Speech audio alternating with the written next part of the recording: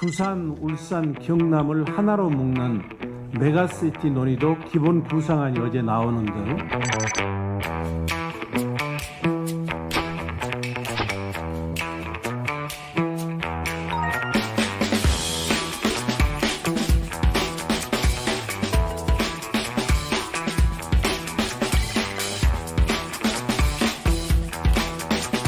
당장 쓰지 않는 기금을 활용을 해서 우선적으로 시민들한테 지원을 하고 그 기금은 추후에 예산 편성을 통해서 상환할 계획입니다.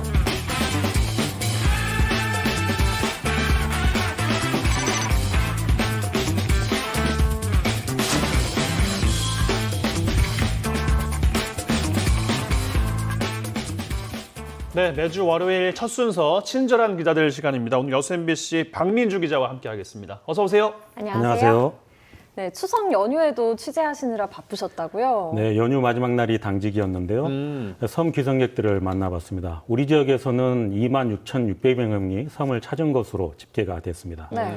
지난 추석에 비해서 30%가 줄어든 수치인데 이런 수치를 봤을 때 코로나 추석의 한 단면을 보는 거 아닌가 이런 생각이 들었습니다. 평소보다 30%가 줄었다. 정말 네. 많이 줄긴 했네요. 예, 참 그래도 전화로 뭐 안부도 좀 묻고 하셨기를 좀 바라면서 즐거운 좀 명절이 되셨으면 좋았을 텐데 어쨌든 긴 연휴가 이제 끝났고요. 10월 또 첫 번째 월요일이 또 됐습니다. 또 이야기를 또 들어볼 텐데 추석 연휴 동안 아무래도 순천에서 코로나19 확진자가 좀 없다가 다시 발생해서 긴장감이 좀 높아진 것 같더라고요. 네, 연휴 첫날이었죠. 순천에서 코로나19 확진자 한 명이 추가로 발생했습니다. 네. 확진자는 순천에 거주하는 50대 남성이었는데요. 연휴 이전에 발열 증상이 있어서 보건소를 찾았습니다. 검사 결과 최종 양성 판정을 받았는데 우리 지역에서는 연휴 기간 첫 감염 사례로 보고가 됐습니다. 네. 방역 당국은 순천 지역에서는 한 달여 동안 지역 감염이 없었는데 이 감염으로 인해서 긴장하고 있는 상황이죠. 네, 이 확진자의 직업이 화물차 운전자로 알려져서 방역 당국이 더욱 긴장했죠. 네, 그렇습니다.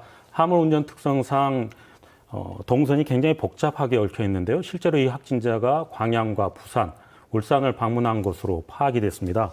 접촉자도 100여 명에 이르면서 긴장감이 컸는데 네. 다행히 모두 음성 판정을 받았습니다. 다행이네요. 하지만 감염 경로는 아직 명확하게 파악되지는 않고 있습니다. 부산발 확진자와 접촉한 것으로 알려져 있습니다. 예, 그렇군요. 100여 명 정도가 일단 뭐 접촉자로 분류가 됐지만 다 일단 음성 판정을 받았다. 일단 한편으로도 다행입니다. 그래도 일주일 정도는 되고 잠복기가 또 있을 수 있으니까 조심하고 또 방역 당국의 긴장도 늦춰서는 안 될 것 같은데 부산에 60대 확진자가 머물렀던 순천 하면 또 장례식장을 또 빨리 빼놓을 수가 없는데 이곳에 방역 사례가 이제는 또 좀 다시금 재조명되고 있다. 또 이런 이야기도 있더라고요. 네, 부산에 거주하는 60대 남성이 지난달 17일부터 3일간 순천 한 장례식장에 머물렀습니다. 그 이후에 확정 판정을 받았는데요. 네. 이 남성이 장기성 특성상 대규모 추가 감염이 우려되는 상황이었습니다. 접촉자만 200명이 넘었는데 여기도 다행히 모두 음성 판정을 받았습니다. 네. 네, 보건당국은 무엇보다 마스크를 착용한 점을 주목하고 있습니다. 마스크 효과가 그만큼 크다고 볼 수 있겠습니다. 전문객들이 모두 사회적 거리를 두고 발열 체크를 꼼꼼히 한 점도 확산을 줄이지 않았나 이렇게 분석되고 있습니다. 네, 예. 장례식장은 보통 밀폐되기 마련인데 그렇죠. 그럼에도 불구하고 마스크 덕분에 이렇게 추가 확산을 막을 수 있었다는 게 참 놀랍습니다. 네.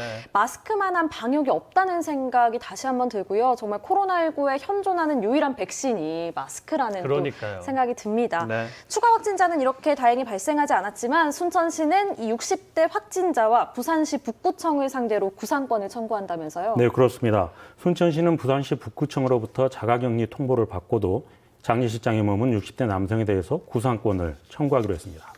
관할관청인 북구청에 대해서도 구상권을 청구하기로 했는데요. 그 이유는 이렇습니다. 이 대상자에 대해서 자가격리 통보를 순천시에 하지 않았을 뿐만 아니라 확진 판정을 받고도 자세한 내용을 순천시에 알리지 않았다는 겁니다. 네. 결국 순천시는 자치단체에서는 처음으로 구상권을 청구하게 됐고요. 관련 법령을 검토하고 있는 단계입니다. 예, 그러니까 아직은 안 한 거죠? 네, 그렇습니다. 예, 그러니까 뭐 서로 경상도 지역 그리고 전라도 지역이 서로 방역 물품을 또 주고받았던 저희가 또 영상도 소개를 또 해드렸었는데 네. 한편으로는 또 결국은 이렇게 지자체 간의 구상권 청구까지 또 이어지고 있는 씁쓸한 현실이 참 안타깝긴 합니다. 뭐 또 순천이 그만큼 또 코로나19 때문에 가혹한 시간들을 코로나19 때문에 보낸 것도 사실이기도 하고요. 그렇습니다. 재난지원금도 이슈였어요. 순천시에서는 코로나19로 운영 중단된 시설에 대해서 재난지원금을 지급을 했죠.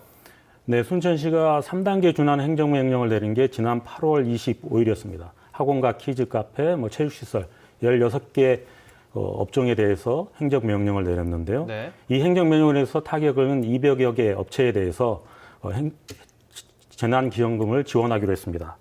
정부나 전환대 지원과 중복되지 않는 항목으로 50만 원씩 설 전에 지역 화폐로 전달을 했었죠. 네, 50만 원 상당의 지역 상품권을 추석 전에 2천여 개 업체에 지급을 했다는 말씀 잘 들었습니다. 예. 이렇게 운영 중단 시설에 대한 재난지원금 원만하게 지급이 됐는데요. 여기에 더해서 전 시민에게 재난지원금을 지급한다 이 문제를 두고 순천시와 순천시 의회가 갈등을 하고 있다고요? 네, 순천시는 전 시민에게 재난기여금을 지원하는 방침을 세우고 있습니다.